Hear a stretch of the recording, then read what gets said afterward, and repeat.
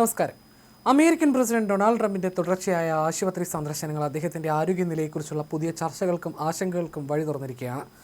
13 മാസത്തിനിടെ മൂന്നാമതും അദ്ദേഹം ആശുപത്രി സന്ദർശനത്തിന് ഒരുങ്ങുന്നത് ട്രംപിന്റെ ശാരീരിക ക്ഷമതയെയും ഭരണത്തിൽ തുടരാനുള്ള മാനസികാരോഗ്യാവസ്ഥയെക്കുറിച്ചും മെഡിക്കൽ വിദഗ്ധരിൽ സംശയമുണർത്തുന്നു.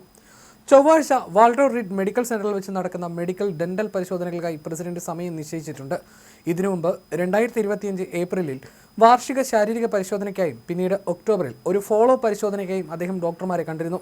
പൊതുപരിപാടികളിൽ പങ്കെടുക്കുമ്പോൾ ട്രംപിന്റെ കഴുത്തിലും കൈകളിലും ഉൾപ്പെടെ ചർമ്മത്തിൽ ചതവുകളും ചുവന്ന പാടുകളും വർദ്ധിച്ചു വരുന്നതായി കാണപ്പെട്ട സാഹചര്യത്തിലാണ് ഈ പുതിയ സന്ദർശനം എന്നതും ശ്രദ്ധേയമാണ്. പൊതുജനങ്ങളും ഈ മാറ്റങ്ങൾ സൂക്ഷ്മമായി ശ്രദ്ധിക്കുന്നുണ്ടെന്നാണ് പുറത്തുവരുന്ന റിപ്പോർട്ടുകൾ സൂചിപ്പിക്കുന്നത്. ഏപ്രിലിൽ നടത്തിയ Washington post, ABC news, Ipsos സംയുക്ത സർവേ പ്രകാരം ട്രംപിന് പ്രസിഡന്റായി സേവനമനുഷ്ഠിക്കാനുള്ള മാനസിക സൂക്ഷ്മതയുണ്ടെന്ന് 40% അമേരിക്കക്കാർ മാത്രമാണ് വിശ്വസിക്കുന്നത്. സെപ്റ്റംബറിലെ 47% നിന്ന് 7 പോയിന്റിന്റെ ഇടിവാണ് ഈ കാര്യത്തിൽ ഉണ്ടായിരിക്കുന്നത്. മുൻ പ്രസിഡന്റ് ജോ ബൈഡന് പദവിയിൽ തുടരാൻ മാനസിക ശേഷിയില്ലെന്ന് ആവർത്തിച്ച് കുറ്റപ്പെടുത്തിക്കൊണ്ട് 2024 തെരഞ്ഞെടുപ്പിൽ ആരോഗ്യ വിഷയം ഒരു പ്രധാന ചർച്ചാ വിഷയമാക്കിയത് ട്രംപ് തന്നെയായിരുന്നു എന്നതിനാലാണ് ഇപ്പോൾ അദ്ദേഹത്തിന്റെ സ്വന്തം ആരോഗ്യത്തെക്കുറിച്ചുള്ള ചോദ്യങ്ങൾ ഇത്രയധികം രാഷ്ട്രീയ പ്രാധാന്യം നേടുന്നത്. ശാരീരിക ആരോഗ്യത്തിന്റെ കാര്യത്തിൽ കണക്കുകൾ ഇതിലും ആശങ്കാജനകമാണ്. അദ്ദേഹം ജോലിക്ക് യോഗ്യനാണെന്ന് ഇപ്പോൾ 44% ആളുകൾ മാത്രമാണ് അഭിപ്രായപ്പെടുന്നത്. മുൻപത്തെ 54% നിന്നുള്ള വൻ ഇടിവാണിത്. ഏറ്റവും പ്രായം കൂടിയ അമേരിക്കൻ പ്രസിഡന്റായി അധികാരമേറ്റ 79-കാരനായ ട്രംപ് താൻ മികച്ച രീതിയിൽ ആരോഗ്യവാനാണെന്നും 30 വർഷം മുമ്പത്തേക്കാൾ ഉന്മേഷം തോന്നുന്നുണ്ടെന്നും ആവർത്തിച്ച് അവകാശപ്പെടുന്നുണ്ടെങ്കിലും യാഥാർത്ഥ്യം മറ്റൊന്നാണെന്നും വിലയിരുത്തപ്പെടുന്നു. സമീപ മാസങ്ങളിൽ ആവർത്തിച്ചുള്ള ചതവുകൾക്കൊപ്പം ട്രംപിന്റെ കണങ്കാലുകളിൽ വലിയ തോതിൽ വീക്കമുള്ളതായും കാണപ്പെട്ടിരുന്നു. കൂടാതെ പ്രധാനപ്പെട്ട ഔദ്യോഗിക യോഗങ്ങൾക്കിടയിൽ പ്രസിഡന്റ് ചിലപ്പോഴൊക്കെ കണ്ണുകൾ അടച്ചിരിക്കുന്നതും പരസ്യമായി ശ്രദ്ധയിൽപ്പെട്ടിട്ടുണ്ട്. ട്രംപിന്റെ ആരോഗ്യത്തിൽ കാര്യമായ എന്തോ പ്രശ്നമുണ്ടെന്ന ആശങ്ക മുൻ വൈറ്റ് ഹൗസ് ഡോക്ടർമാരും ഇപ്പോൾ പങ്കുവെക്കുന്നുണ്ട്.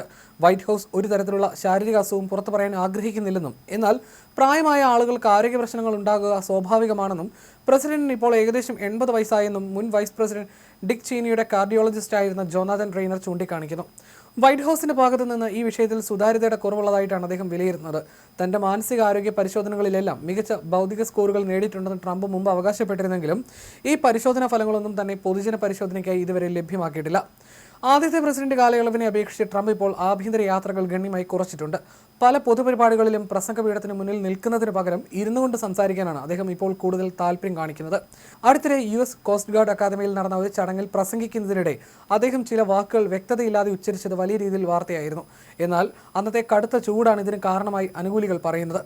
അമേരിക്കൻ പ്രസിഡന്റുമാർ അവരുടെ വാർഷിക ആരോഗ്യ രേഖകൾ പരസ്യമാക്കണമെന്ന് നിയമപരമായി നിർബന്ധമില്ല. എന്നാൽ പ്രസിഡന്റിന്റെ ആരോഗ്യം നിഷ്പക്ഷമായി വിലയിരുത്തുന്നതിനായി ഒരു സ്വതന്ത്ര കമ്മീഷൻ രൂപീകരിക്കുന്നതിന് സമീപ മാസങ്ങളിൽ ഡെമോക്രാറ്റിക്, റിപ്പബ്ലിക്കൻ പാർട്ടികളിലെ ജനപ്രതിനിധികളിൽ നിന്ന് വലിയ പിന്തുണയേറുന്നുണ്ട്. അതിനിടെ പ്രസിഡന്റിന്റെ മെഡിക്കൽ റെക്കോർഡുകളുടെ പരിശോധനയുമായി ബന്ധപ്പെട്ട് ട്രംപിന്റെ മുൻനിര ആരോഗ്യ ഉദ്യോഗസ്ഥരും തങ്ങളുടെ വാദങ്ങളുമായി രംഗത്തുണ്ട്.